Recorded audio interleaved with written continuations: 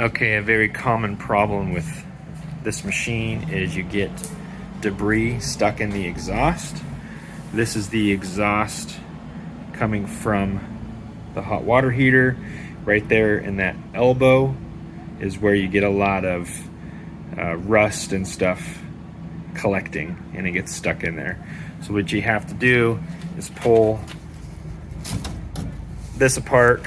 Luckily we haven't glued this. And then at the base, the elbow, get that pulled.